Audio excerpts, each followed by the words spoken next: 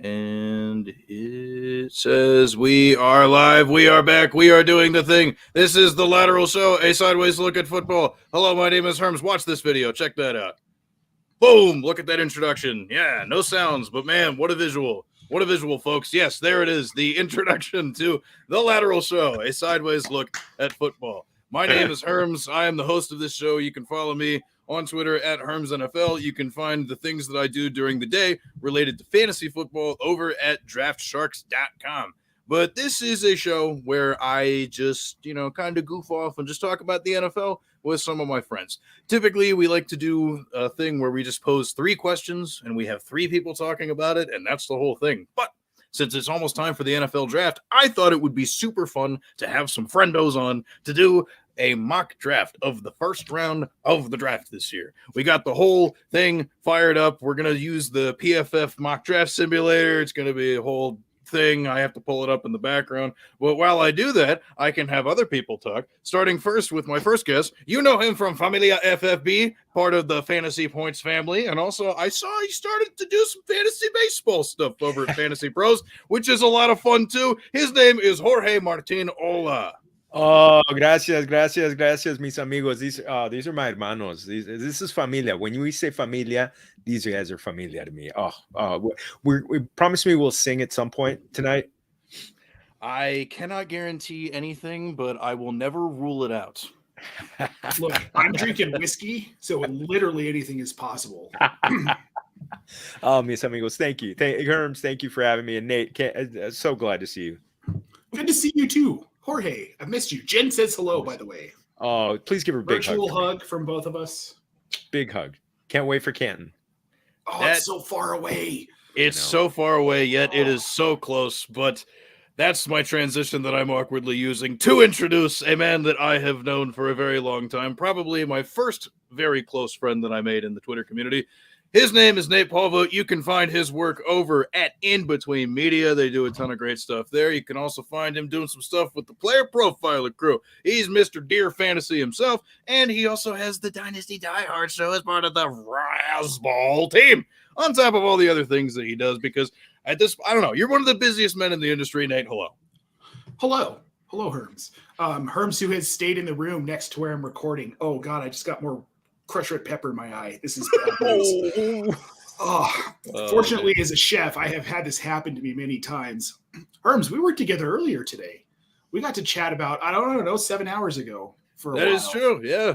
For viewers, that's the word I was stumbling on. Yeah. For viewers who enjoy playing in best ball tournaments, you can go see what Nate and I said over there with the Launch Pad, hosted by our good friend Dave Kluge. We went over some fun stuff there. Also, just real quick, got to interject because the chat is popping. There it is. What is up, Brad? Hello. What is up, Brad? Ozzy. Oi, oi.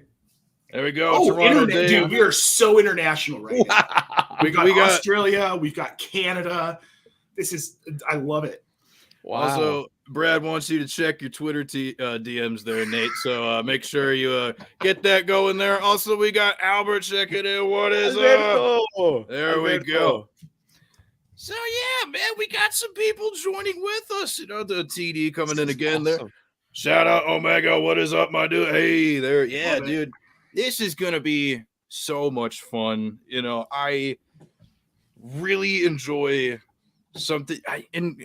Before I do, because drop the mic. Got to say hello to Drop the Mic. Yeah, I was not about to forget that. There we go. Got to say hello to him. Shout out to Mike for getting a gig writing for Dynasty Nerds. Yes, dude. Yo, and I saw his profile on Xavier Hutchinson is live on that website now. It is a very, very good read. He did a very good job breaking that down. Really cool gifs of pulling in the game film and stuff. Definitely check out what Mike was doing over there at Dynasty Nerds.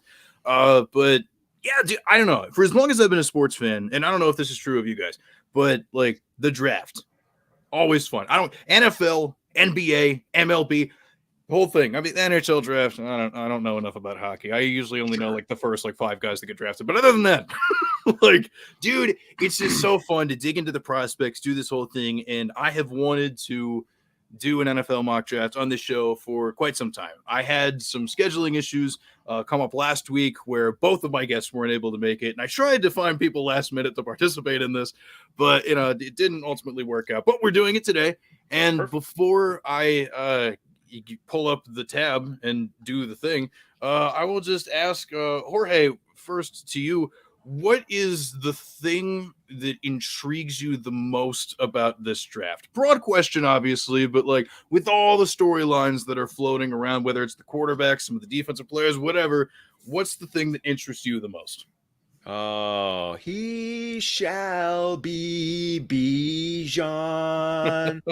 Where does he land? That to me is the most intriguing question, because we know everybody's saying he's a top 5 talent. Nobody's questioning the fact that he should be one of the first players picked, that he should be a first round pick. But the places that make sense, people are like, oh, they don't pick them. So that to me is the biggest intriguing question. Plus, it's also for fantasy, so love that too. Dude, man, like he's so fun because like we all know for a fact that like if this were 2013 or something instead of 2023. Easy top 10 pick. You know what I mean? Like it still was a little bit more taboo, but I mean, like we've seen, the teams go like when Ezekiel Elliott got drafted super high, people forget once upon a time. I don't think it was in the top 10. I could be wrong, but Melvin Gordon was taken really high by the Chargers back then. So like, I want Bijan to it'd be so much fun if he was one of those big picks, but we'll see where he lands in the mock draft when we pull that up later. That's going to be fun. Nate, the same thing to you. Of all the fun storylines, of all the cool things, what intrigues you the most about the NFL draft this year? So there are two things, and it's quarterback related, both of them. The rise of Anthony Richardson on draft boards, where, dude, you go back 2 months ago before the combine, we weren't talking about him even being a first-round pick. He's a raw talent with a great arm and freak athleticism. And then he showed us exceptionally freakish athleticism. And now we're talking about him as he's going to go in the first 5 picks. And then there's Hendon Hooker, who is a guy no one was talking about, despite the fact that he threw, 37 touchdowns and only had 2 picks before tearing his ACL end of last season, played 11 games. And now there are NFL experts on NFL Network who are mocking him number 5 to the Seahawks. Now, I think that's a little crazy. I've seen Lance Zierlein and Bucky Brooks have mock drafts that had him at number 5 to Seattle, which, well, here's the thing. If you think about it now, is this really going to happen? No, it's obviously a clickbait mock draft, but it does make sense if they take him later in the first round because he can sit behind Geno Smith for a year or two. Geno Smith is locked and loaded, but Geno Smith isn't good for more than another year or two in Seattle, likely. Yeah. I'm interested to see where he lands. Like, those are the two things. I think I have an idea of where I think Bijan's going to go. I unfortunately don't have that pick in this draft. I wish I did. Herms might. Jorge might. Who knows? We'll talk about it later. But those two quarterbacks, it's intriguing because they're so talented and raw. They're like the Malik Willis of this draft, but I don't think they're going to slide to the 3rd round like Malik did. Yeah, no, that's true, man. And like, dude, a lot of people, specifically speaking to the Hendon Hooker thing, like I think a lot of people are going to talk about the fact that like the Tennessee head coach, I think it's Josh Heupel is his name. I think, yeah, like was that scheme really simple? Like, sure, okay, like is that going to lead some people to question whether or not he can make the pro reads and do whatever? Like, I can understand that, and despite the fact that he's a little older, despite the fact that he's coming off the ACL tear. Like what we know he can do is stand there with poise and make a rocket throw accurately. And like, that's not a skill that you could just teach everybody.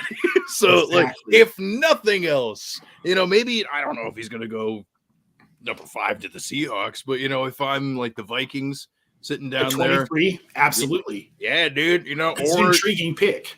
100, or like honestly, like if Levis doesn't fall far enough, but the Tampa Bay Buccaneers still really kind of want to do the thing. Like I can tell you from experience playing with them on Madden and using the Tampa Bay Buccaneers playbook a lot, I think that a guy like Hendon Hooker would be a pretty decent fit based off of my Madden playing experiences.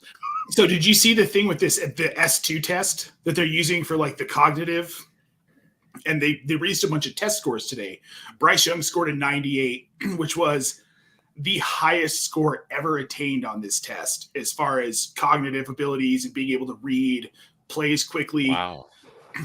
Right. Impressive. Burrow and Jake Haener had a 97. In the mid-90s, we had Breeze, Mahomes, Allen, Purdy, and Fields. Will Levis scored a 93. Ooh. So all this talk about him not being an intelligent quarterback is probably bullshit.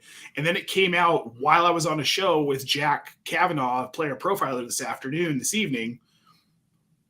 Anthony Richardson scored similar to Will Levis, a little bit higher. Let's go, baby. 90s, right? Dude. So This I made the comparison of like you want to look at a quarterback that probably scored in the 50s. That's Zach Wilson. He went number 2 overall to the Jets. And if teams are valuing this ability to read defenses quickly, these are guys that can do it. That's facts, bro. Yo, okay. So before we get started, obviously, in the interest of Jorge, if you want to chime in, talk about some of these quarterbacks, definitely share some of your thoughts because we definitely got a lot coming out of Nate on that last part. So any reactions that you have to that news? To me, I knew there were good things said about Anthony Richards' intellect. I didn't, and I'd heard good things about Hendon Hooker. Pleasantly surprised on what I heard about Will Levis scoring so well in one of those tests because then, I mean, heck, when a guy eats a banana with the peel on, you start questioning things. So. Dude, I'm not going to get into mayonnaise in coffee, but no, I mean, scoring a 93 on that tells me something. And it has me thinking because then all of a sudden it's like if people are putting Hendon Hooker at number 5, that almost tells me you're going a straight flush quarterback through the first 5, which would be just amazing. Yeah. Because I don't think we've ever seen even 4 in a row to start off the draft, if I remember correctly. So, I mean, just 3. Yeah. So, in a world where it could, I mean, probably not, but it could be. I mean, dude, 5 would be fun. 4 would be fun. 3 would be fun. We'll see if that's how this is going to go in our mock draft that we will kick off before we get back to I got to get back to the comments real quick. Yes, Mike, of course, we support you. Always glad to shout you out as far as that goes. And then, Brad coming in, talking about, hoping, talking about the Panthers, with the Anthony Richardson thing. We'll see. We'll see who ends up taking him where. TD with the little eyes emoji. And then you just can't trust people who put mayo in their coffee. Yeah, I feel you, bro. Nobody can. It's a weird thing to do. So to be fair, he only did that to screw with his girlfriend. He doesn't actually put mayo in coffee. Okay, that does make me feel a lot better. But all right, so here we go, folks. We are doing the first round mock draft. I have the draft order pulled up somewhere off screen because, as you can tell, I'm a very prepared person. Yes, we start with Jorge at number 1 with the Carolina Panthers. Once I hit the button that starts the draft, there you go. It is on to you, Jorge. What would you like to do? It's a coin flip for me, and I've been going back and forth on it. Bryce Young is my number 1 pick. I'm just thinking that it's going to be CJ Stroud. I can't get past the fact that Frank Reich loves himself big quarterbacks, and CJ Stroud. I mean, it's not like pun intended.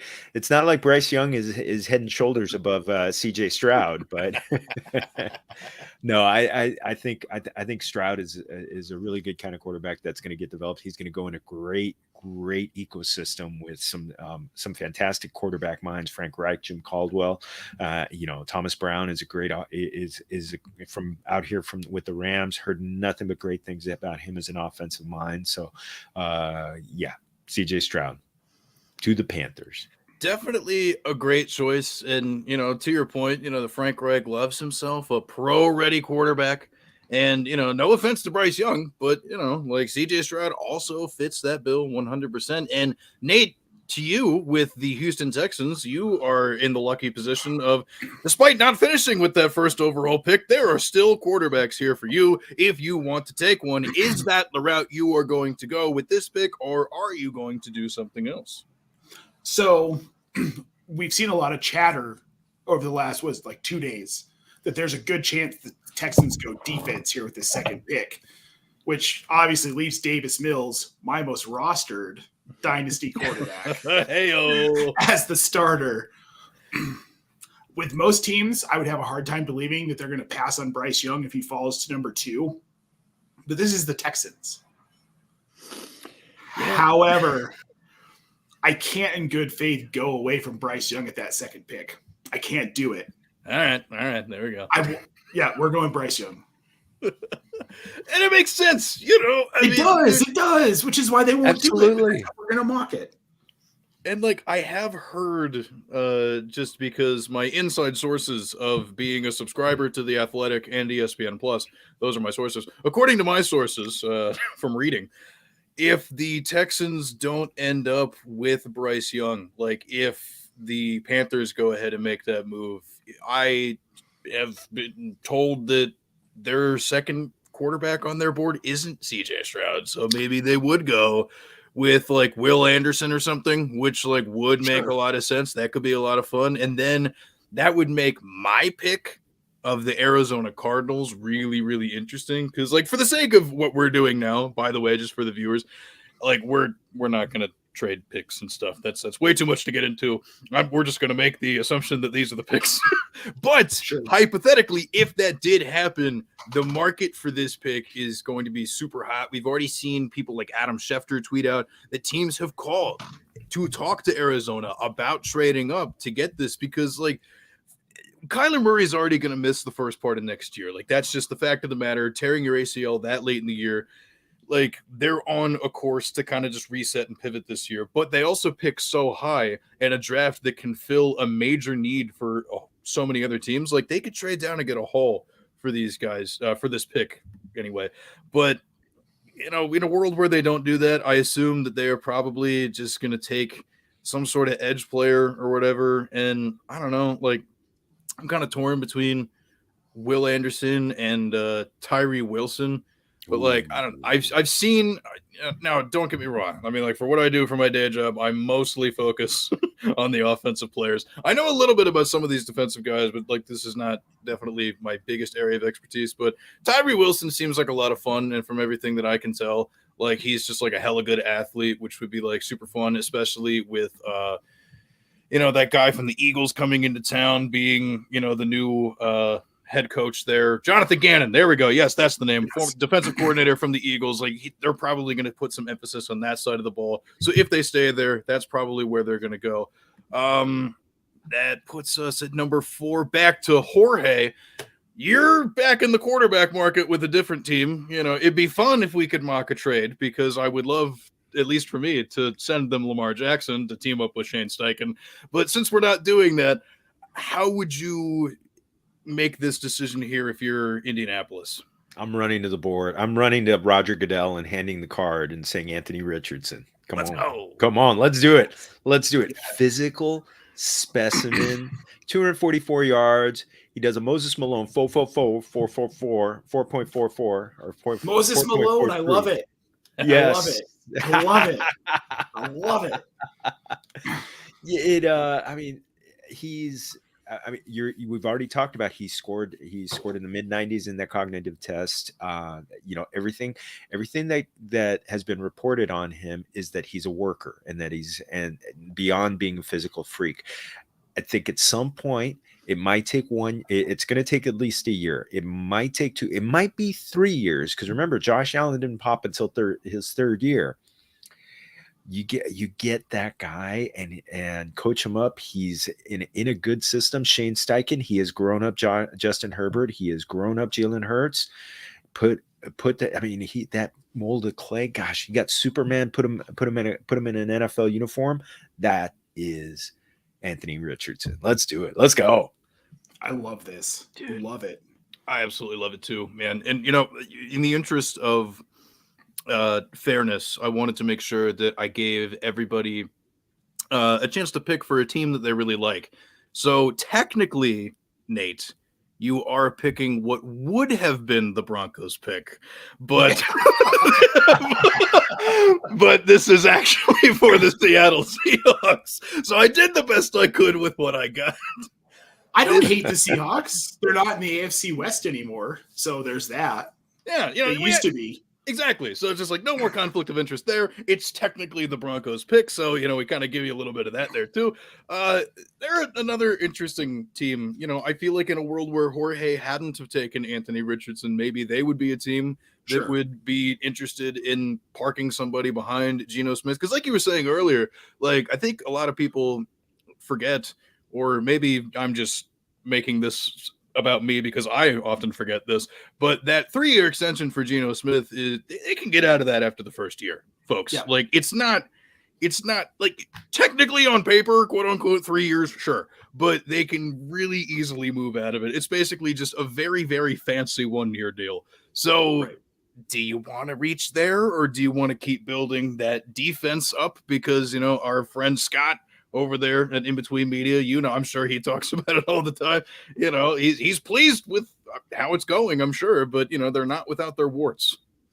So as much as I want to reach for Hendon Hooker here, I'm going to be realistic. They can get a quarterback now. They could wait if they want to get, or they can wait until next year. You got Caleb Williams if they want to trade for that pick. Realistically, this is Jalen Carter. I mean, he's still on the board, and he's not going to fall to them at, 20? So, but Hendon Hooker might. But it's Jalen Carter, because they need their pass rush was atrocious last season, and especially more importantly, their run defense was second worst in the league. It was terrible. They were in the bottom like 3 or 4 teams in rush defense. They've got to address that, and Jalen Carter addresses that 100%. Absolutely, he does. And I keep seeing a lot of people talking about like, the off-field concerns. What is that going to happen? That's Pete Carroll's bread and butter. Exactly, dude. The dude puts his players with a therapist once a week in season, at least. They have access to like character issue guys. Should all go to Seattle if they want their careers to work out well, because that's what Pete Carroll does. Look at Marshawn Lynch. Dude was a handful. Got to Seattle. I mean, he was still a handful, but he was a manageable handful.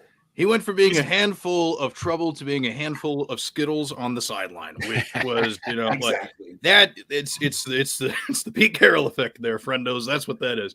And yeah, like it makes a lot of sense. And before we move on to me making my next pick with the Lions, I just want to say, like when it comes to players like Jalen Carter, like going through whatever, like I'm not here to pass judgment on people.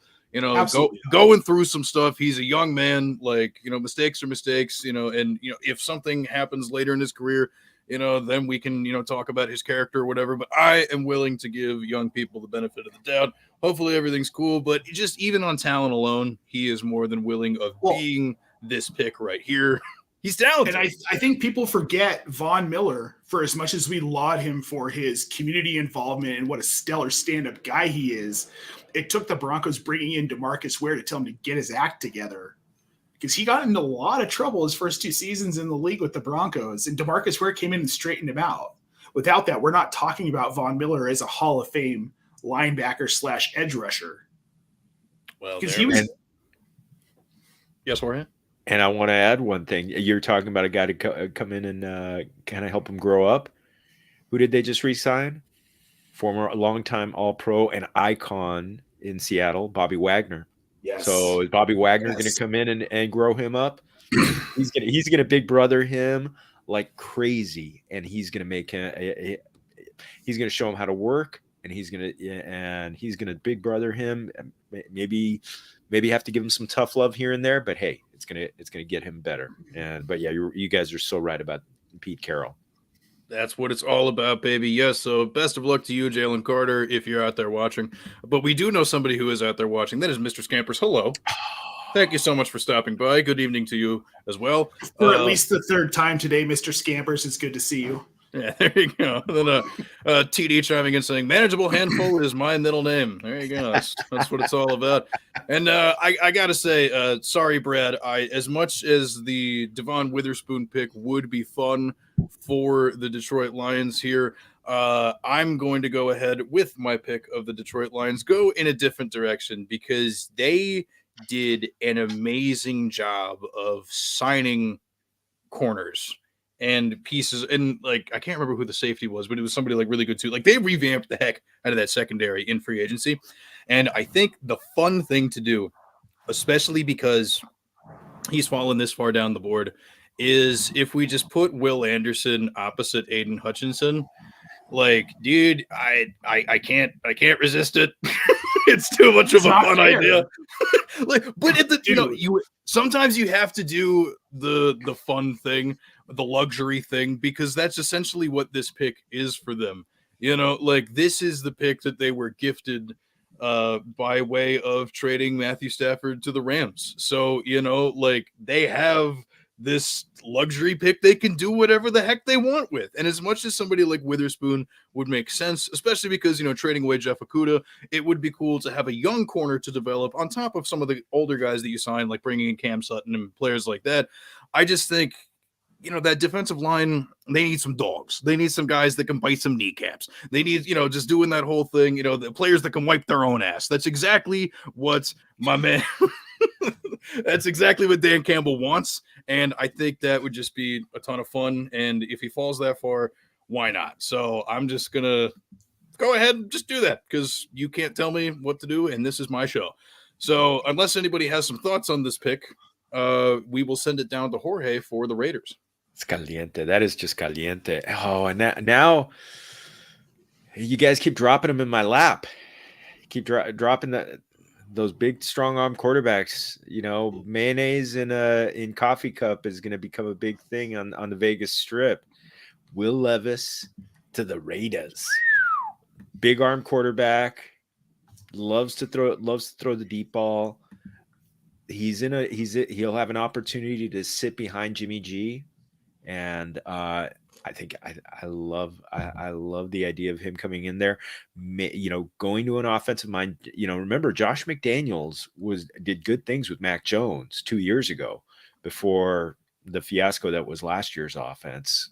Does he come in and grow up Will Levis and turn him into a big, strong quarterback? Because you know what? You need aliens in that. At quarterback in that, when you're going up against Mahomes, when you're going up against Herbert twice a year, you need, Avengers, superheroes to do that. And, maybe Will Levis becomes another guy. Does he become Josh Allen or does he become Jake Locker? We're going to find out. Ooh, Jake Locker, nice pull.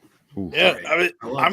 I'm kind of skeptical of Will Levis for that reason. I mean, but like you said, like, if he's in a situation where he doesn't have to play right away and somebody can really sit him down and be like, okay, look, man, like you have the arm. We will give you that. But maybe try and calm down a little bit. Maybe stop trying to make some of these, superhero shortstop throws. Like you got to get back to the basics first there, bud. And if he could do something like that, maybe he could be a lot of fun. I could definitely see that working out super well. And I got to consult my notes real quick. That would put Nate on the board here with the Falcons, unless you have something else that you would like to say about Will Levis first. Will Levis, Jay Cutler. Oh. Yeah. Just a thought I had. Okay. And if you remember correctly, he shipped Jay Cutler off for Kyle Orton and then traded up to take Tim Tebow in the first round. Maybe Will Levis is more Tim Tebow in value to Josh McDaniels. He's obviously a much better quarterback than Tim Tebow coming into the league. But, I have actually done a couple of mocks where I had the Raiders trade up to 3 to take Will Levis when we were thinking he was going to Indy. This is a good pick. I think, Jorge, there's like a 95% chance this is what happens for the Raiders. And I hope he's horrible because I live in Colorado. Where else am I supposed to think about the Raiders, right? I try. I promise I try to be impartial. So now we're on to the Falcons. Mm-hmm. And I think that their most glaring need at this point, because they seem content to ride with Desmond Ridder and maybe wait until next year to look at a quarterback, or maybe they look at free agency, or maybe they think Taylor Heineke can step in and be a long-term starter. I don't know. This organization is crazy. I agree, Jorge. I'm with you on that. But I think where they go here is they're probably going to go defense. And I can see them going after Kalijah Cansey. I know he's an interior defensive lineman, but he's a dude who can get pressure. And I really like Kalijah Kancey. And I think this is where they go. Like, realistically, no, like, hot take. Kalijah Kancey goes at 8 because they've got to shore up that pass rush and they've got to shore up that run defense. Or it doesn't matter what they do on offense. It makes no difference because if their defense can't stop anybody. So I think it's Kalijah Kancey. Yeah, and one of the really interesting things about the Falcons that, makes them such an attractive team as I wouldn't really call them a sleeper in the NFC South because every team in the NFC South is a sleeper at this point. But like they ranked within the top 10 of PFF's run block grading and pass block grading. And they do have those young weapons in Drake London and Kyle Pitts. And we liked what we saw out of Tyler Algier. They could add another running back later in the draft, obviously. But, I've seen some people, mock Bijan here because that would be a very Arthur Smith thing to do potentially. But, but like you said, they don't have to address the offense necessarily because even with Ritter back there, they have some underlying things, especially within the metrics, that support them being pretty good. If they can stop people from scoring, they're going to have a much better time. Right. And, the trade that I had alluded to not too long ago when I made that Lions pick, they were the ones that just brought in Jeff Okudah. Now, I know he's not the same player that the Lions took number 3 overall. He's had some injuries. He hasn't quite lived up to the billing. But, opposite A.J. Terrell, that's still a pretty good secondary unit there. And Kalijah Kancey, for folks that, don't pay too much attention to the defensive side of the stuff, like this dude, he's huge, man. He is scary. Like that dude, enormous. He could, if you look at the division, they need a run stopper at this point. They've got to have a run stopper. You got Miles Sanders in the division. You've got Jamal Williams in the division. You got Rachaad White, who's probably going to be a bell cow in Tampa Bay. You could fight me, Aaron Stewart. It's going to happen. You need a run stopper. And that's what Kalijah Kancey is. The dude can stuff holes in the run game. Get your mind out of the gutter. There you go. Yeah, shout out all the homoerotic terminology that comes with the sport of American football. So with that, I will go ahead. I'm going to make this one quick. I don't have a ton to say. The Bears need to start to protect Justin Fields, and bringing in the local kid, Peter Skoronski, would be a lot of fun. I just think it would be super fun for them to do. It fills a need, but it's also, in my opinion, best player available. Maybe they could do some stuff, but they addressed defense a lot in last year's draft, and they addressed defense a lot in free agency. I think they do want to skew the focus a little bit more back toward the offense for this one. I mean, Devon Witherspoon being there would be, pretty tough to ignore, despite the fact that they do have some decent corners there. But, you got to protect your quarterback. You went out, you got this pick because you traded down from number 1 and got DJ Moore out of it too. They're telling us what they want to do. And that starts with the offense. That starts with Fields. That starts with Peter Skoronski. So that turns us over to Jorge with probably the most fun pick, because the Eagles luxury pick here too, getting this one. Yeah, dude, getting this one from New Orleans. There was a decent chance, had it not been for a few things breaking, Kansas City's way during the Super Bowl, we'd be talking about the defending Super Bowl champs right now picking at 10. So you could do literally anything here, and I don't think anybody could flame you for it. So what do you want to do with this fun mystery box of joy? Oh, are you guys going to let me have all the fun today? Are you going to let me have all the fun today? I can't. I'm gonna. You know what? There's a part of me that wants to go Bijan here, just to set fire to this, but I really don't think they're going to do that. I really don't think so. I look at them. God, do they want? Yeah, what PFF is saying: wide receiver, guard, center, and say, D line and safety. So I'm gonna go boring. Best defensive player. Let me see who's the best D lineman right now. We already had Kancey go off.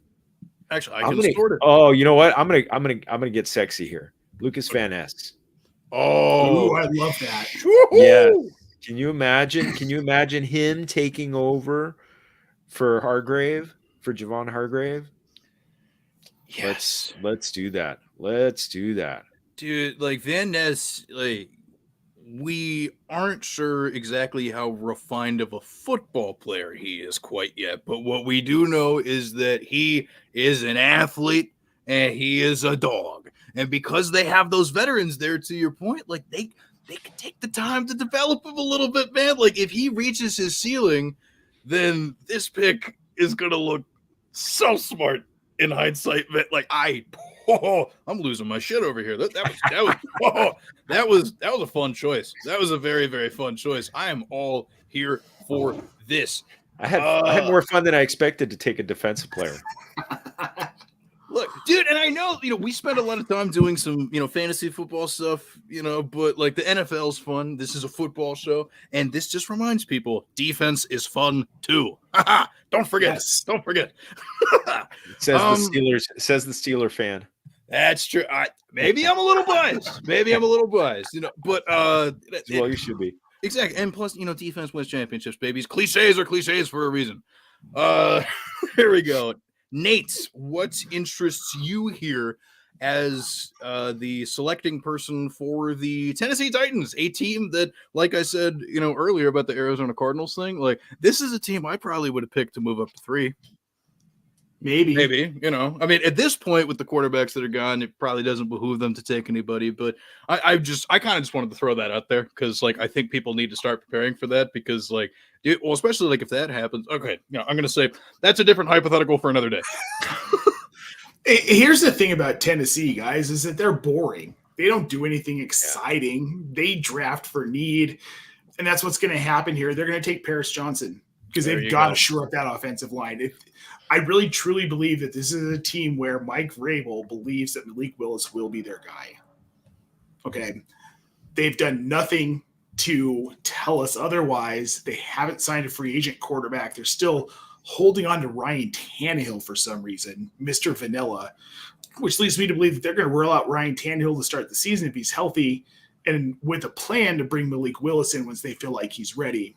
So the best thing to do is get Paris Johnson to make sure you're protecting that second-year quarterback who will be coming in mid-season when their season's already lost. Because let's be realistic, Tennessee, they're screwed.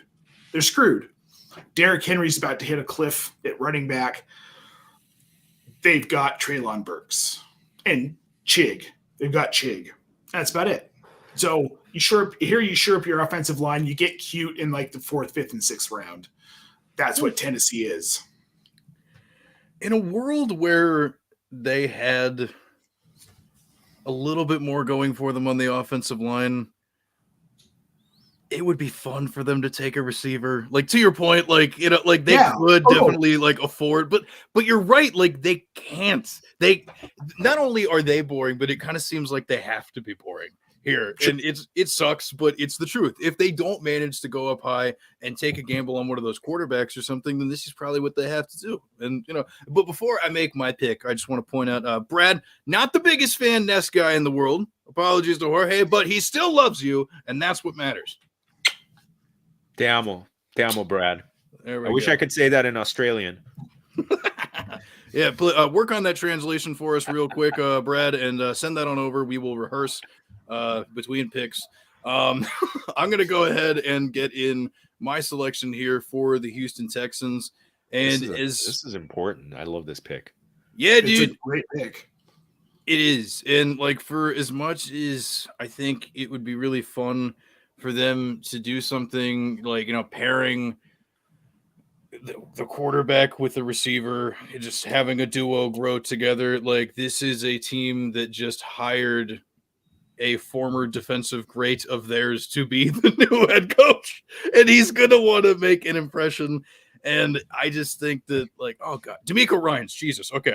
I almost forgot his name. I feel so bad. Yeah. So like D'Amico Ryans coming in, like they got the quarterback. That's cool, but they're still going to want to make that. Oh yeah. Here we go. Real quick. Australian love you is love you, dickhead. So we'll keep that in mind. We will definitely keep that in mind. I think that it would be cool for D'Amico Ryans to make his impression, and I think a really fun way to do that would be to do that on edge. And from what I've seen from Miles Murphy from Clemson, he is just like that dude. Like his motor's pretty freaky, And he reminds me a lot of those dudes that he left behind in San Francisco. Like, I feel like it would be a very Niners pick, just like the very athletic dude that can just get back there and wreak some havoc. I think that D'Amico Ryans would have a lot of fun with a player like Miles Murphy on that defense. So that's kind of my logic there. I think it stands to reason. That takes us over to Jorge with the Jets, another really interesting team, kind of in flux. When's Aaron Rodgers showing up? Who knows? Even when he does show up, how sure are we that the offensive line is going to be good? What are they going to do with all sorts of other things? We know they don't need receivers anymore, but there's still a lot of question marks here. So what would you like to do with the Jets? Well, I was going back to 3 years ago when Tom Brady got signed with the Buccaneers. The first pick that they got was offensive line. So I'm looking and I'm going to a guy that may not be the top on the draft boards, but I'm coming back to something that I heard Greg Cosell say, that Darnell Wright absolutely shut out Will Anderson when Tennessee, he just absolutely stoned him, threw a blanket on him, and Will Anderson did nothing that day. I'm going Darnell Wright to the Jets, to Los Jets. They need to put a wall in front of Aaron Rodgers, and let's do it. Let's do it, because there's going to be some guys coming after him this year. There's pass rushers in Miami. There's the Patriots were really big time in the pass rush last year, and we know the Bills are going to bring it. So Darnell Wright, that's my guy.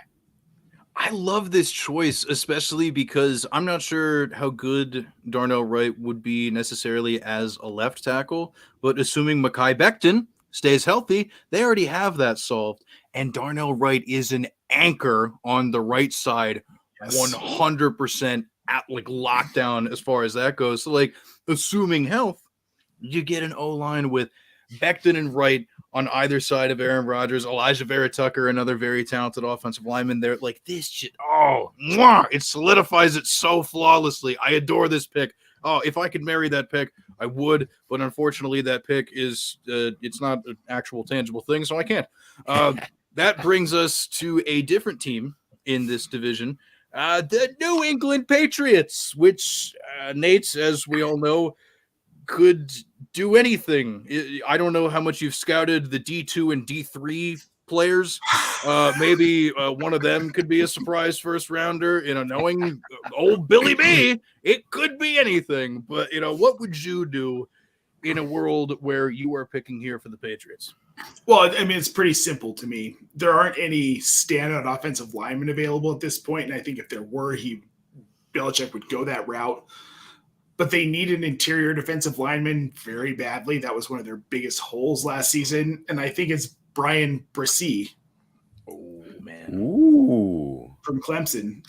I don't know, dude. There's something about him he's the typical, like, Belichick system guy, typical Matt Patricia system guy. I think he fits in well, and I think he can make an impact day one. It's simple as that.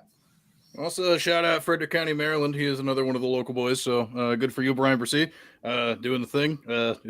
Not the only Frederick County player that we are going to be selecting in this first round, I assume. Not my favorite one, but we'll get to that player later. That will make it my responsibility, to pick for the Green Bay Packers, which I don't know, man. Like, it's not going to be that fun.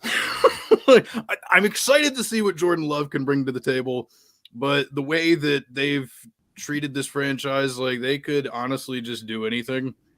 It wouldn't shock me, but let's go ahead and just give Jordan Love something to work with, kind of give him a little bit of a boost, but we're not going to give him a wide receiver because that would be too against the grain. Yeah, actually, no, screw it. I'm going to go with my heart and the player that I do think is the better tight end. I think Dalton Kincaid would be a really good pick there for Green Bay. Like, I know, like, Michael Mayer makes a lot of sense for people, and I just, it's not like he tested poorly per se at the combine, but his athletic testing, I mean, like, he's an above average athlete, but he's not like a difference maker. And Kincaid is a dude that, like, I absolutely adore. And, people forget, like, he only started playing football, like, partway through high school. And senior year was the only year he played. Yeah, so like senior year, it was a team I think that ran the Wishbone or something. Yeah. And he went to, I think it was University of San Diego, like not even San Diego State, San Diego, like where and he wasn't on scholarship.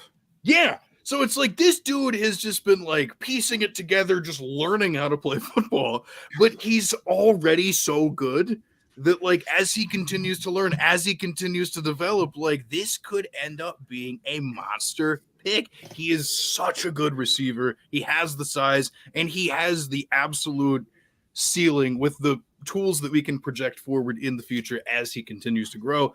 So that's that.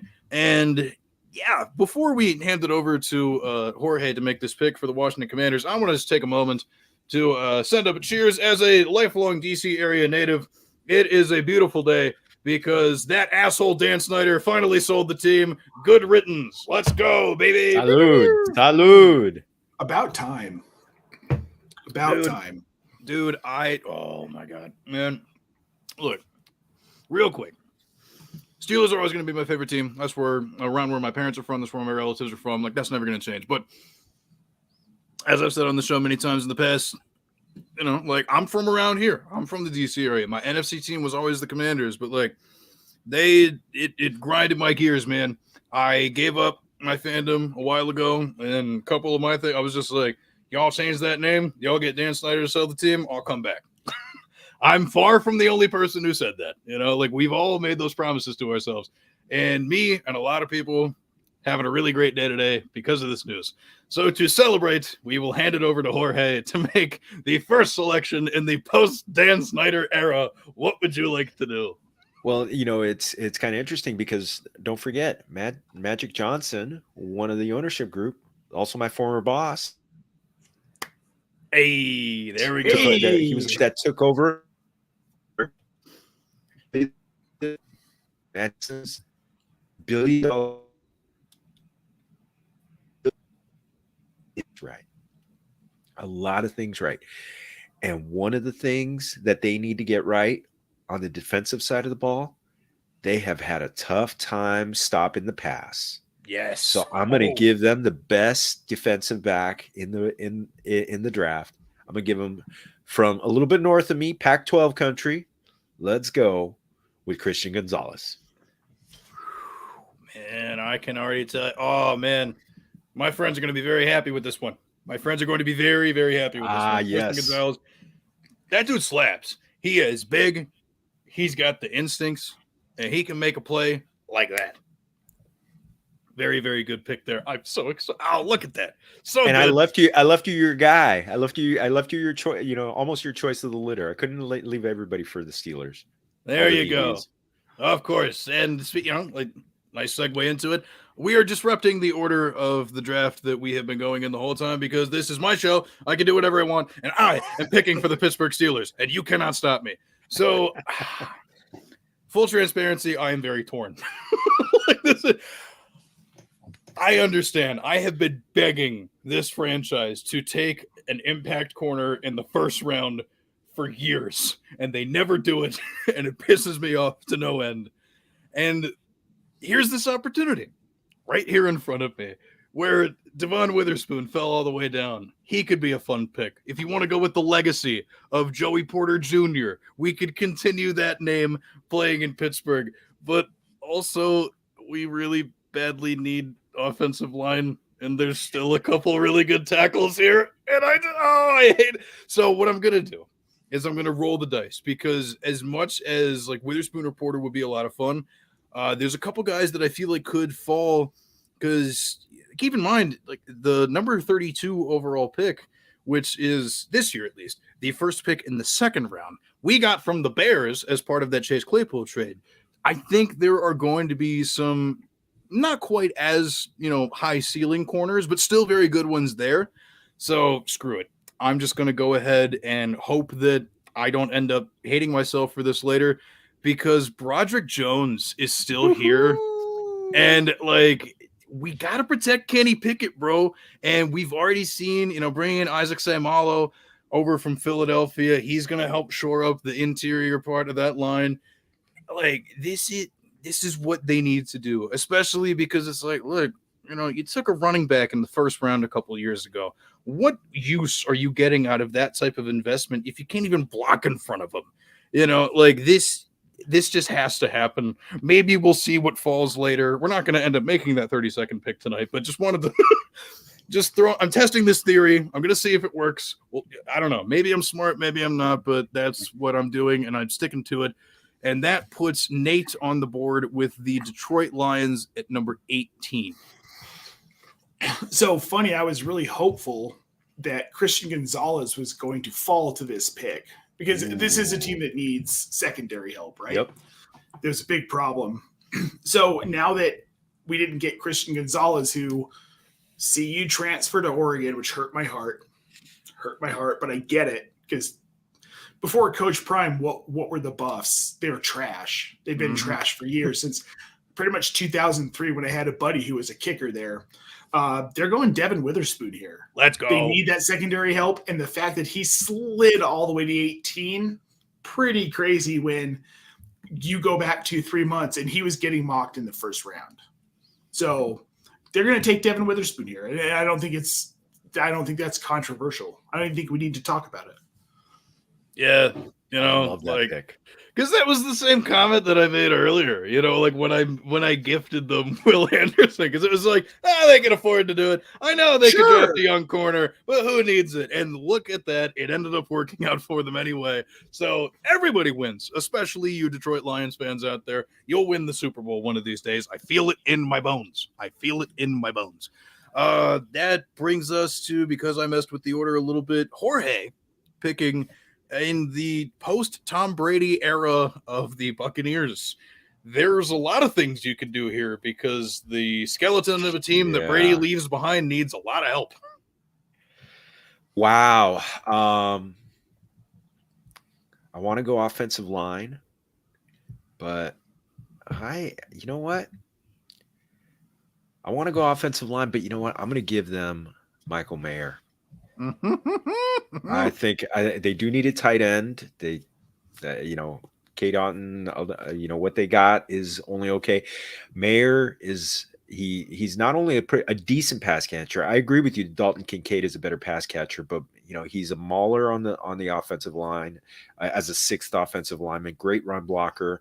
So they're gonna need more help because the offensive line had some holes to it, so they're going to need him to come in and block a little bit. I like Mayer to come in and just kind of grow with that offense. Maybe kind of grow with Chris Godwin. Who knows if Mike Evans is going to be there for more than a year or two? So let's do this. Mayer is that two birds, one stone type vibe. To your point, he's pretty good at catching the ball, and like you said, also very good at blocking. So value, baby, that's a good value right there. Those traditional type inline tight ends, always super good if you can snag them. Love that for sure. And then Nate, that brings you, but you're picking for the Seahawks twice, actually. So there you go. All right, so there you go. Perfect timing. You guys ready to get weird? I want to. Yes, let's get weird.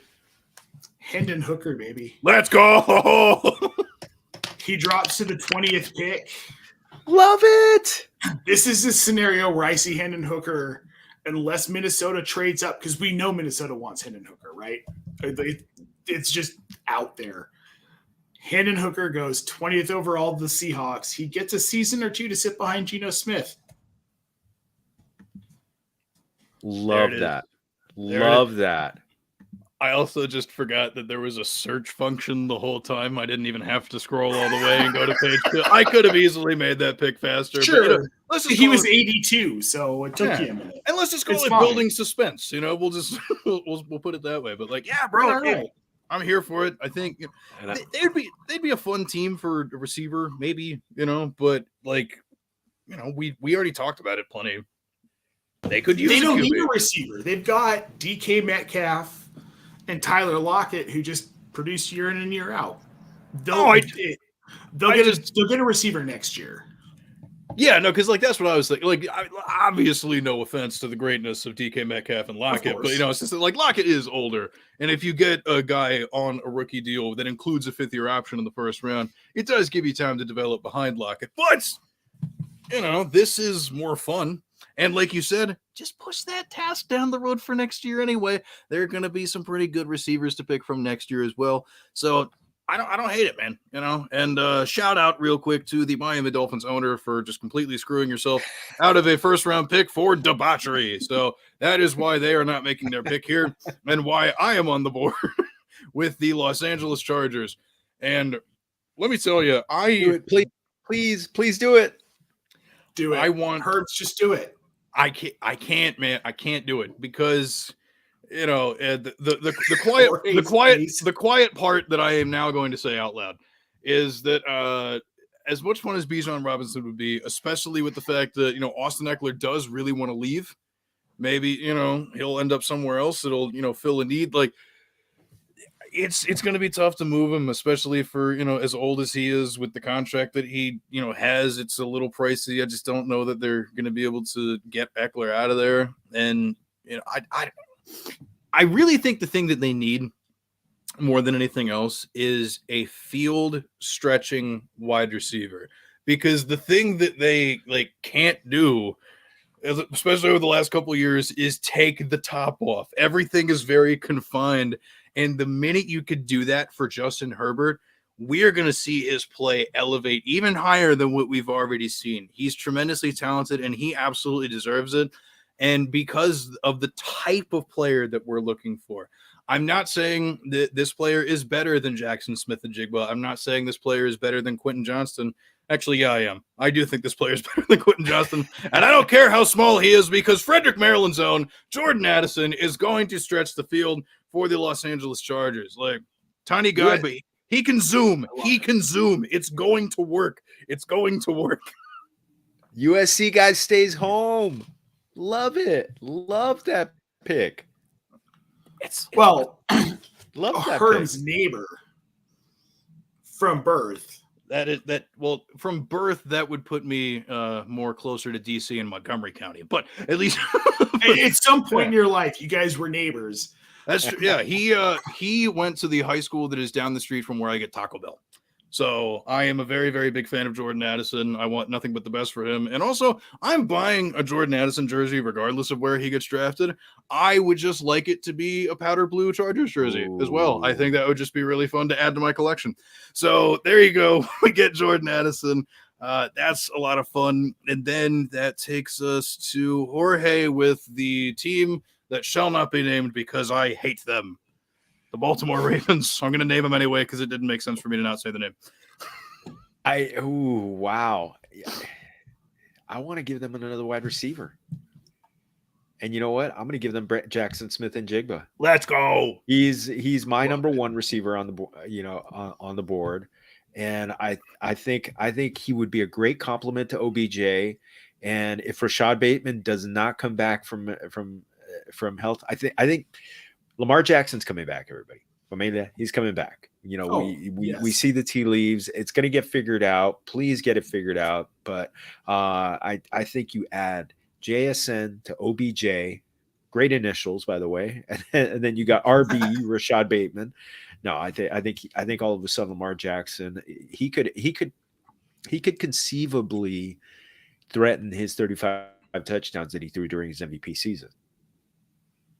I'm here for it, man. I'm absolutely here for it. They have to keep adding to that, especially with the change in offensive coordinator, going from Greg Roman, bringing in Todd Monken, the genius behind that really good Georgia Bulldogs offense at the college level. Also, people forget, before he went back to the college ranks, there was some pretty decent years that he had down there in Tampa Bay. We know the guy can run an offense. We got to, give him the pieces to really deploy this as the Ravens look to move forward into their next chapter. But Nate, my biggest question to you is, are you going to keep this run going of these wide receivers? Because the Minnesota Vikings, now there's a team that at this point, no more Adam Thielen. They could use another guy opposite Justin Jefferson, opposite TJ Hawkinson to make this passing attack scary. They 100% could, but they're not going to address that in the first round. Because when you have a guy like Justin Jefferson, and you've still got KJ Osborne, who, from a fantasy standpoint, isn't a stellar asset, from a football standpoint, he's a pretty good receiver. Yes. And he provides what the team needs. This is a team that more than anything needs to, again, their defense was atrocious. Oh. They succeeded despite their defense, and they need secondary help. But I think where they need it more than anything is at safety. And you've got Brian Branch from Alabama still sitting on the board. And I don't see how they pass up Branch if he's still out there. I just don't see how they do. Makes a lot of sense, man. I'm here for that vibe. I'm absolutely here for that vibe. Love Dude. it. Oh my gosh. Oh my God. You know, and I feel like Branch, just because he's a safety, you know what I mean? Like, I know we talk about, you know, especially in terms of the NFL draft, you know, like what positions are valued higher than others.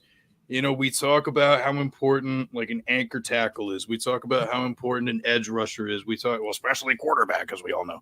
But like safety, it's not one of those things you think about a lot. But when you have a chance to get somebody who's extremely good, particularly as good as Brian Branch is, like, screw it, man. Screw it. He could definitely make a big impact, especially because, like, I can't remember who they brought in as defensive coordinator, but, like, I remember I was reading something that Jordan Vanek came out with, our buddy over at the 33rd team. You know, he was talking about it, and it's like it's going to be a big philosophy switch, and if they can really get things figured out with the right personnel there, they could absolutely shore up that defense and make that overall team stronger, because we know the offense is bona fide. We know that offense has firepower. Why not make the other side of it good and try and push for a division title in a post Aaron Rodgers era? You know, and just like TD said, you know, shout out Jordan Vanek once again, wonderful friend of the program. My son. He's my son.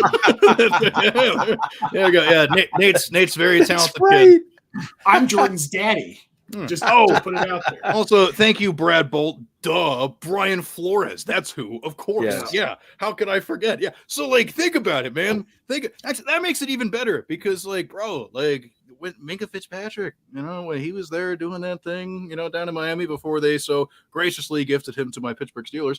You know, like, I don't know, man. It makes a lot of sense. I'm here for it. And that then puts me up here at number 24 with the Jacksonville Jaguars, who, like, bro, you know, like, they don't need a whole lot. They don't, but at the same time, they got to continue to build that line. You know, that's one of those things that, like, they're just going to have to put emphasis on. And, you know, I think, like, a player that would just be so much fun. And this actually goes back to a comment that I just made before about how some positions maybe you don't value it that much. But, like, even though he's a guard, Osiris Torrance is just a bulldozer. This man is so good at just moving humans out the way, folks.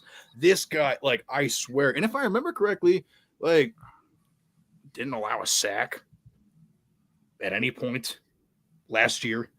Absolutely very good with the run blocking as well, you know, for as much as you invest. And again, kind of going back to a comments I made earlier about the Steelers, like, you spent the first round pick 2 years ago on a running back. If you're going to get a value return on that, you need to make sure that running back can do something.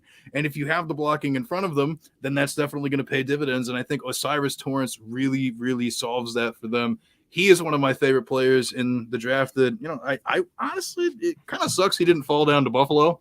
He would have been a really, really fun pick for the Bills. But, you know, didn't happen. That's life. That's mock drafts. And that's what it's all about, baby. And that brings us to Jorge with the New York Giants, a team that, look, shout out Brian Daboll, okay? Like, coming in, really turning them into something pretty good right away, but they got to keep building on it, and they definitely need some weapons on either side of the ball. See, there's a lot you could do here. I'm going to the weapon that's top of the list right now, Quentin Johnston. The guy. They need a big dog wide receiver. They got all the slot guys. They added Darren Waller, who's basically another slot guy. Quentin Johnston, the guy can stop, start. I mean, he's gonna. I think he's gonna be a weapon. Maybe he has some growing pains early in the season, but I think by the back half of the season, or at least by the second season, I think he's going to be a very good friend, muy buen amigo of Daniel Jones. And it's a free re-roll of the dice. Because obviously not the exact same player, but, you know, like Kenny Galladay didn't work out. So why not replace him with a younger, very, very tall, more traditional X-type receiver that could blossom into even more? So Quentin Johnston makes a ton of sense there. I absolutely love that. Nate, are you gonna do it? Short and sweet. Luke Musgrave is going to the Cowboys if he's still available at this pick, which he will be. They've been talking, so they let Dalton Schultz go. They need a tight end. What better tight end than Luke Musgrave at this point? It is bold, but it is Sure. beautiful, and I absolutely adore it because, like, so for those who don't know much about Luke Musgrave, he's somebody that me and my colleagues over at Draft Sharks are huge fans of. He didn't really play a ton in college, between like COVID shortening that 2020 season, and then some injuries and stuff. But like, he has the prototypical size for a field stretching tight end, and if he hits his ceiling, this guy's absolutely incredible. And if you want to go and, look at some different things, not now, wait till this stream's over. But if you just want to go look at what Luke Musgrave did at drills at the Senior Bowl down there in Mobile, Alabama, earlier this offseason, like, you'll see, wow, look at this guy. What an athlete. Oh my gosh. It's a little rich, but at the same time, like, I adore him. I adore him, and I could definitely see Jerry Jones just pulling rank and being like, screw it, we're taking the Musgrave. Can you imagine adding him to you already got you gosh, I mean, you added Brandon Cooks. You had Brandon Cooks to CeeDee Lamb. I love that pick. Love that pick. He's a good wide receiver. I mean, he's a good, move tight end. I think he's fantastic. He's built like an outlier. He's a good pick. It's so much fun. It is so much fun, and I'm not going to get over how fun that pick was. So I have no choice but to move on. We could dwell on it forever. But that brings me here to the Buffalo Bills at number 27. And the answer is no, I'm not going to do it. Because they have some other stuff that they got to do. Particularly on, they could really use some help on the offensive line. I'm not sure exactly how much they needed at tackle, though. And because Osiris Torrance is no longer here, it would probably be a little rich for them to go there now. Receiver would also be a lot of fun, but I don't know. I know you want to do it, Herms. Actually, I know you want to do it. I am going to do this, and I don't care what our friend Jeff Bell says, because we look at, even though Brian Dable... What does Jeff know? Jeff know? Hey, Jeff knows his football. Also on Twitter at @4HimJBellTolls. Very wonderful guy over there at Football. He does know everything. Content. We know that even after Brian Dable left, took the job in New York, and Ken Dorsey took over as the OC there in Buffalo, like, they still have the slot receiver as a fixture of that offense. And a lot of these receivers in this draft, outside of, Quentin Johnston, at least in terms of like the top tier guys, like these, we're not talking about traditional X's. Like, this is not a traditional X receiver laden draft, very top. But Zay Flowers, for as small as he is, 5'9", I don't even think he's 180 pounds. Like, I think he's even, whatever, small guy. He can't really do a ton with the contested catches. Sometimes his hands are a little inconsistent, but when he gets the ball in his hands, very tough to bring down. Very tough to bring down, and I feel like in this scheme, now, again, I always like to take things back to me playing Madden. I also really enjoy playing with the Buffalo Bills playbook, and I'll tell you, that slot receiver, just like it is in real life, very, very fun feature to have. If you're playing in Madden with the Bills playbook and you have a really fast slot guy, you're going to have yourself a good time. So that's why Zay Flowers, just like, he makes a ton of sense. We keep hearing that he's going to get that first round capital, and like, boy, what a good time. I'm sure TD likes it. Shout out the Bills Mafia, TD, tell us what you think in the comments about me taking Zay Flowers for you, boy.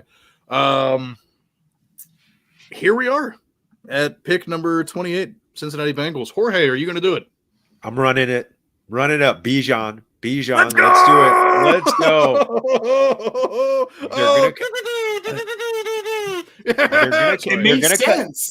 They're going to cut loose sense. Joe Mixon. Can you imagine what this offense is going to look like with Joe Burrow, Bijan, Jamar Chase, gosh, T. Higgins? Who needs a tight end? Just give me those guys. Just give me those guys. It's going to be awesome. It's going to be phenomenal. They're going to the Super Bowl if that happens. I hate the Bengals with You every should. fiber of my being as a Steelers fan. Sure. But this pick, god damn it, it makes so much sense, and it would be so much fun. Like, and because it's like my day job isn't being a Steelers fan. My day job is in fantasy football, and for fantasy football, this shit slaps, and that is what matters. Like, that is what matters. No notes, no criticisms. That's it. There's nothing to say. That is the pick indeed. So that puts Nate on the board with the New Orleans Saints. Yes, sir. I forgot they had a first round pick.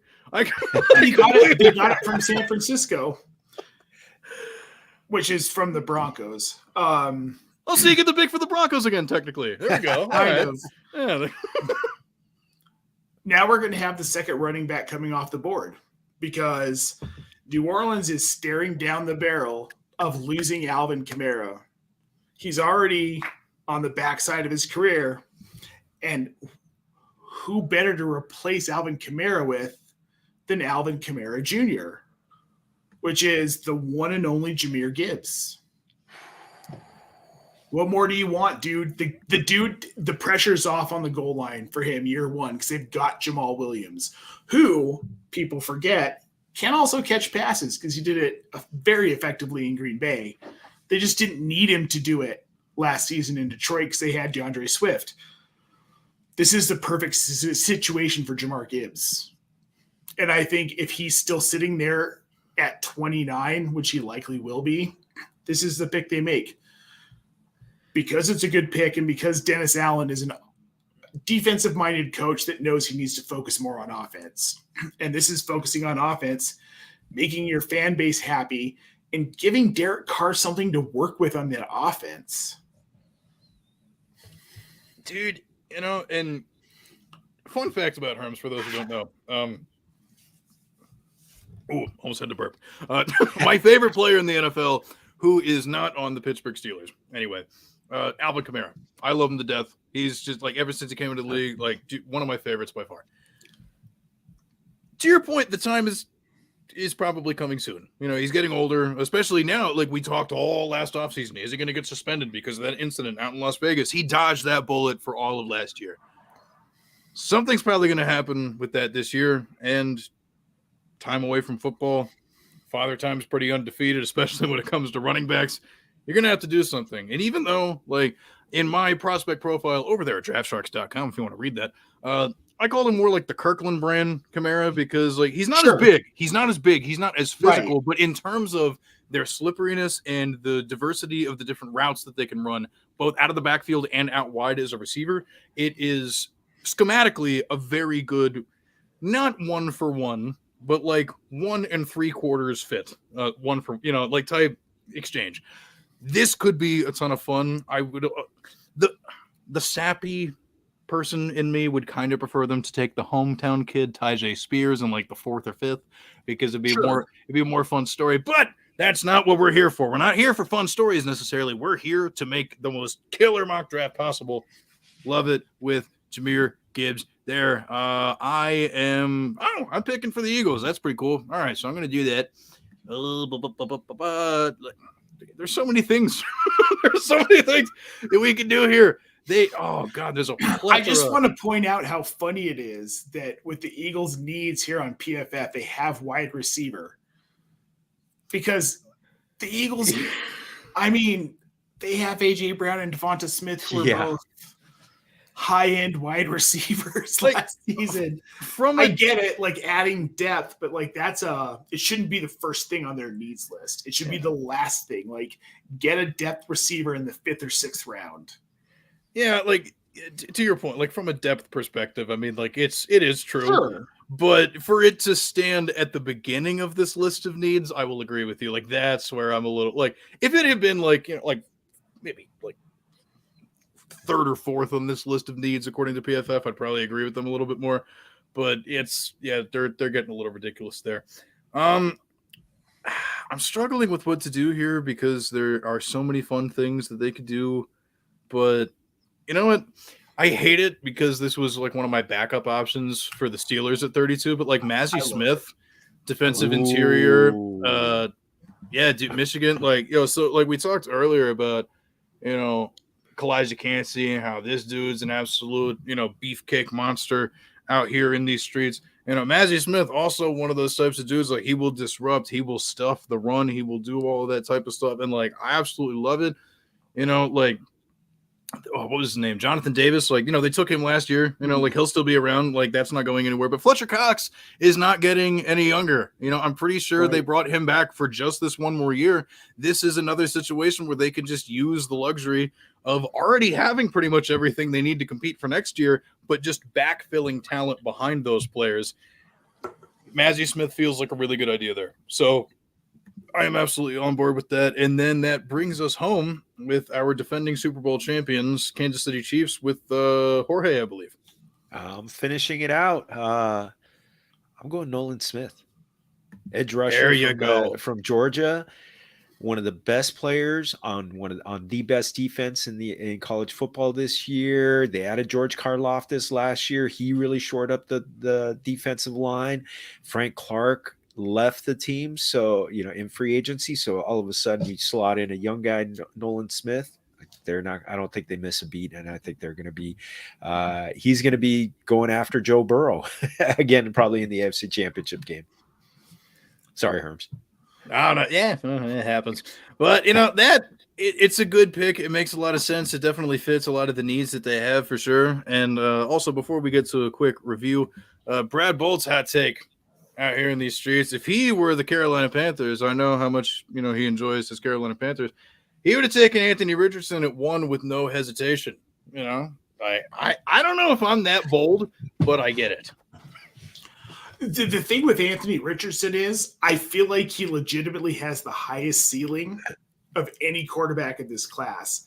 It's that he also has the lowest floor of any quarterback in this class. It's how hot take. This is how I felt about Tim Tebow when the Broncos drafted him. It was like, sky's the limit with this dude, but also the floor is 0. That's how I feel about Anthony Richardson, who has a much more athletic profile. This guy could be a QB1 in fantasy for the next decade. He could be a guy who gets the Panthers deep into the playoffs for the next 15 years. He could also be the guy who we're not talking about outside of epic busts in 3 years. That's fair, and I have some comments that I would like to make, but Jorge, it looked like you wanted to say something. What are some of your thoughts on this? Well, what I was talking about. I mean, I was really weighing the idea of Anthony Richardson just to throw chaos into this whole thing. Back at the top, put him in that again. Matt Harmon loves to talk ecosystems, but yeah, you got Frank Reich, Jim Caldwell, you got Thomas Brown, you got just guys who have grown up quarterbacks. And if you could put Anthony Richardson into that group, man, into that room, he won't have to sit he won't have to play right away, but maybe he plays halfway through the season. I think it would just be phenomenal to have him be in that. And plus he'd be playing in 2 domes a couple times, when the weather's looking ugly. So all of a sudden it's just like, then you're you got Atlanta, you got New Orleans. Caliente. And to your point, would I do it? Probably not. But what you said, Jorge, is like super important here.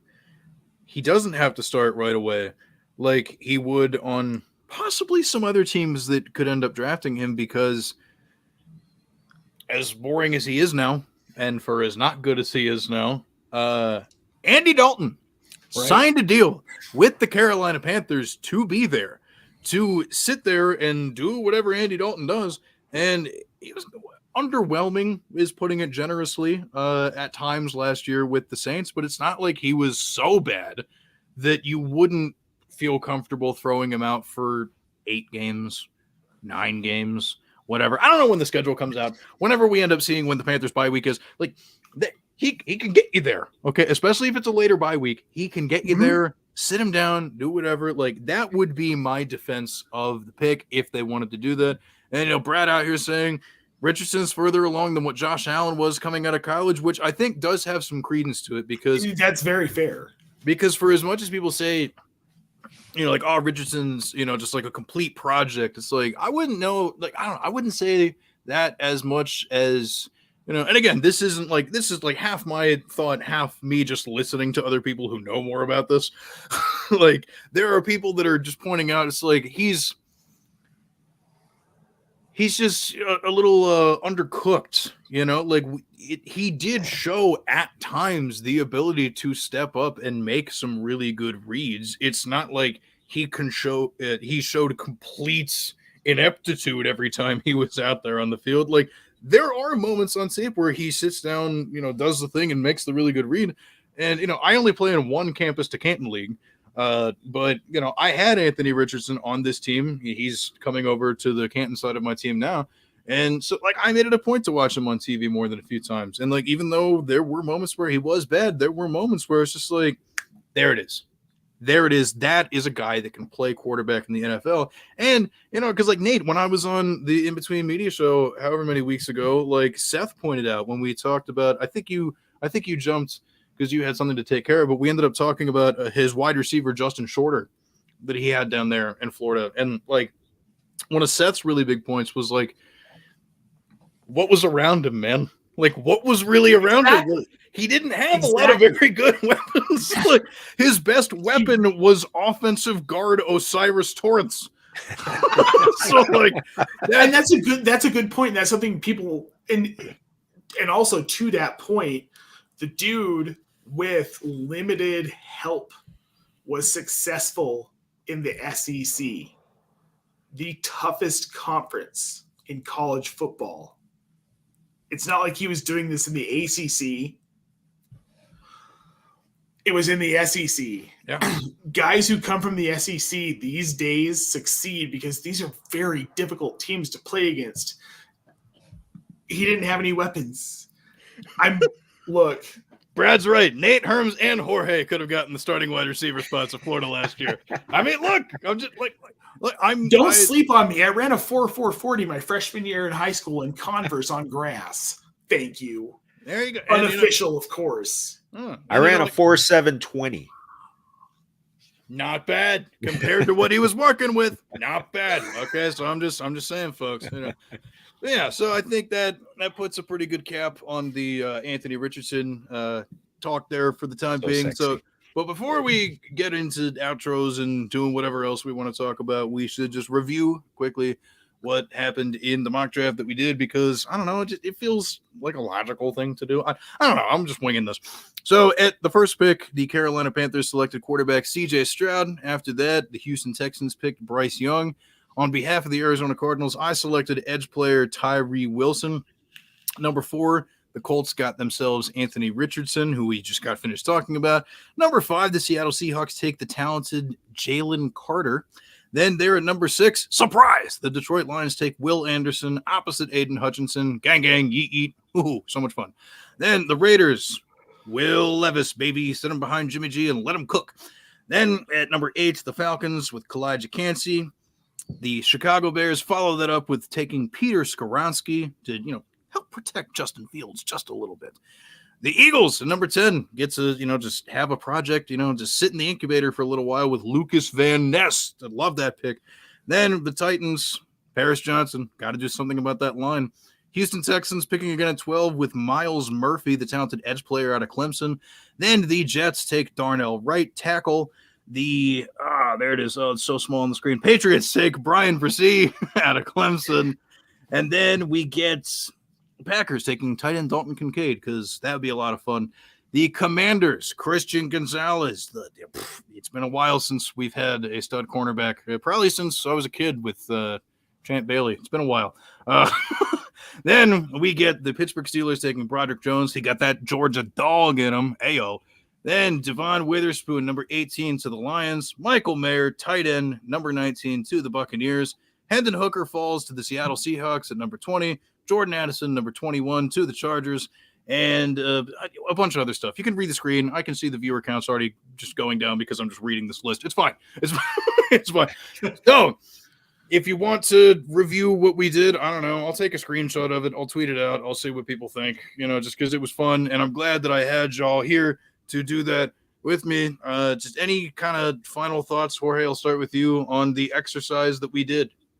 That was fun. That was my first mock draft this year. I've been listening to a bunch, and I feel like I feel much more informed after doing it. It was just a great time. Thank you so much. Glad to share the screen with you guys anytime. Love you both. I love you too, Jorge. Oh my God, you're such a great friend. Nate, anything that you took away from this exercise aside from love and friendship? I think this is I'm going to be interested to see how this stacks up against the actual draft, because I feel like we were pretty much spot on with what these teams need, where they're leaning.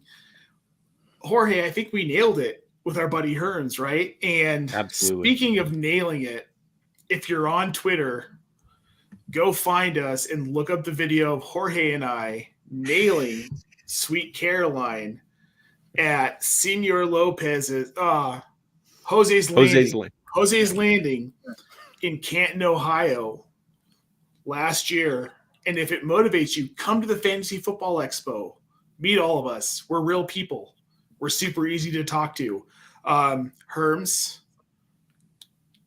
we've done some karaoke together too. That is true. And every time I hear that one Fall Out Boy song, I think of you, which is like 3 or 4 times a week. So I'm thinking of you at least 7 times a week. Let's be real. I think of you like 35 times a week. Jorge, I think of you at least 30 times a week. This has been awesome. I love doing this content with you guys, and this draft was solid. It was, man. It was a ton of fun, and like I said, I'm gonna take because PFF's super cool like that. It can take the graphic that you did, make it super easy to tweet out. So probably not gonna do it tonight because it's kind of late on the East Coast here. But I'll post it tomorrow. I'll see what people think. Give us our thoughts. Whatever. If you don't like it, I get it. If you do, then cool. We appreciate it, and we appreciate you all for tuning into the Lateral Show here on the unaffiliated Herms YouTube network. This is just my page of just me doing stuff for funsies. If you caught this on YouTube and you want to subscribe, awesome. I mean, I'm not particularly inspired to, turn this into a big thing and monetize this page, but it's a fun thing to do, and it's a fun way to spend your Thursdays late at night. So if you just want to come and hang out, typically every week, if I have the time, this was the first show that I did in 2 weeks because of different stuff, but I don't know. It's up to you.